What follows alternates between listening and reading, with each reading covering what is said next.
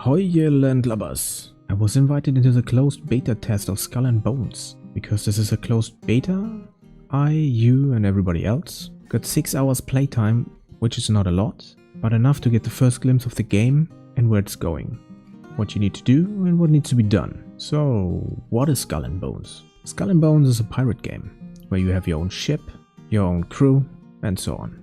And where there is blood, there are predators. After a wonderful intro video, which is way longer than what I showed you here by the way, we are being thrown into the game and have to maneuver a ship. This is a tutorial area. Here we learn how to steer the ship, how to aim and fire our cannons. The ship combat is either heavily inspired or taken from Assassin's Creed Black Flag, which in my point of view is a good thing, because the ship combat in Black Flag was really great. Anyway, we also learn how to hoist the sails, which will make us go faster, and how it is to fight against a fleet of ships. By the way, if a ship explodes, the blast wave creates ripples in the water. Very cool detail. Wow. Damn explosion. Bam, bam, bam, bam. After we have defeated every ship there is, a new wave appears. But this time... It's the whole damn British fleet! What are we gonna do, Captain? That's a good question. What are we gonna do? Well, I faced them, fought them, but lost. Now the game really begins. You wake up on a plank, floating in the water, get pinched in the head by a crab, looking into a puddle. This is the character creation. No fancy full view of the character, keeping it real to the setting. I like that. You have different styles of heads.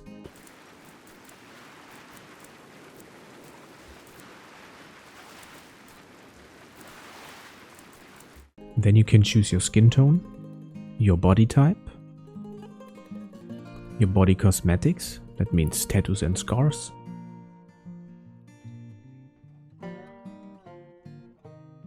eye color,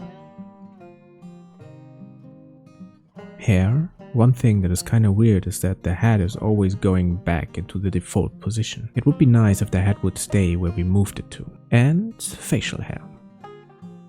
After you're done, you're being found by 2 people. They rescue you, put you in a dough, talk and discuss things, and after that, the main part of the game begins. Sailing. There are 2 ways on how to sail. You can use the first-person camera or the third-person camera by either pressing left control and then moving your mouse down and click on the icon. Don't hold it like I did at first. Or by pressing the number 3. After you have successfully maneuvered your ship to the shown destination, you will be on an island. And yes, you can explore islands, but time will tell on how much and thoroughly you can explore them. But there are islands you can visit. Like everywhere in the world, you can see players moving around. I have to point out 2 things. One is an aesthetic thing, the other one is something that really annoyed me right off the bat. First, the aesthetic. The surf looks weirdly bad. I hope there's a way for them to fix this. And now the important one. Every time you stand still and have the camera faced in a different direction, the camera goes back to its default position after a small amount of time. I even checked the options, but there were sadly no options for that. I would like to point out that the voice acting is very great. I really think they did a very great job here, but listen for yourself. The British wrecked my ship, sank my cargo, but shut you out. Hope you're not worthless. I really needed those goods. You see, this port rises on Tulin's patronage. And that merchant's so rich he pisses liquid gold. All I receive is a letter.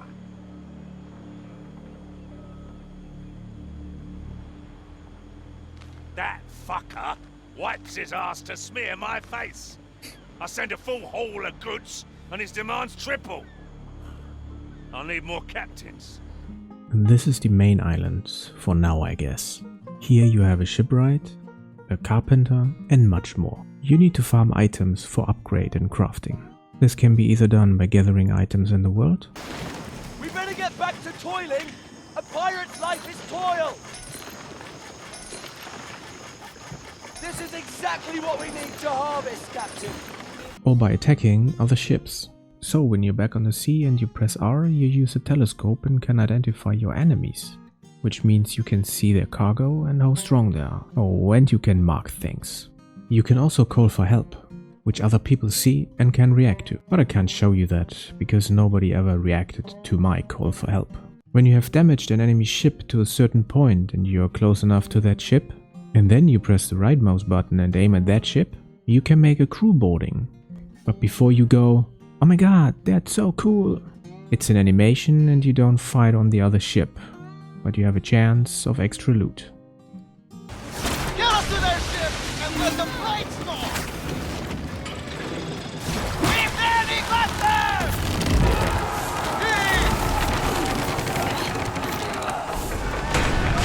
Leave no good thing behind you! There are also shanties, which you can access by pressing left control and clicking on that icon. How about a shanty? Being in first person view and hearing the shanty while the waves whip against the ship, I must say that's dang awesome. Drunken sailor in the morning. We will be left with nothing! They're taking everything! She rises.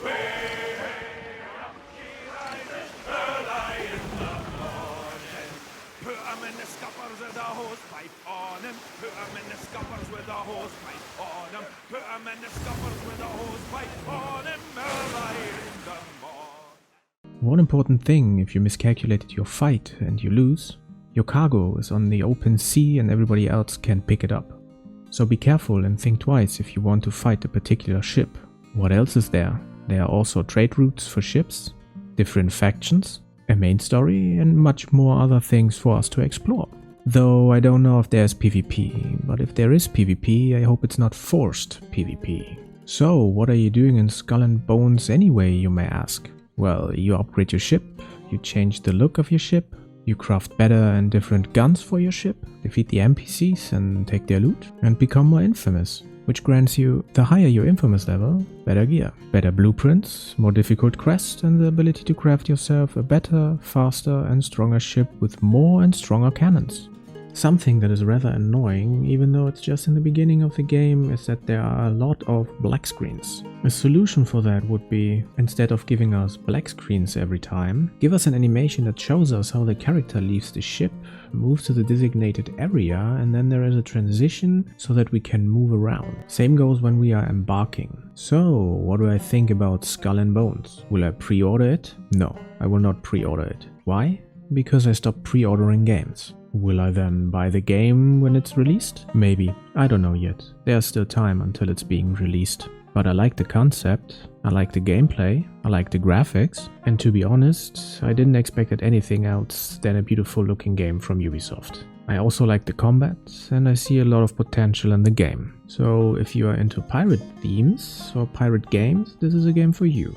I mean, even I, who is not pro or contra pirate themes, is considering buying the game, and I would definitely keep a sharp eye on Skull and Bones because it looks so promising. And that's it for this video. I hope I could give you a glimpse of what to expect from Skull and Bones, its features and mechanics. Don't forget to like this video so others can find it and possibly gain some valuable insights. Hit the subscribe button for more gaming adventures, sneak peeks and journeys. Feel free to share your thoughts and impressions about Skull and Bones in the comments. Until next time, I wish you a wonderful day, Merry Christmas and a Happy New Year. And remember, just because someone says you can't do it doesn't mean it's true. Just go for it.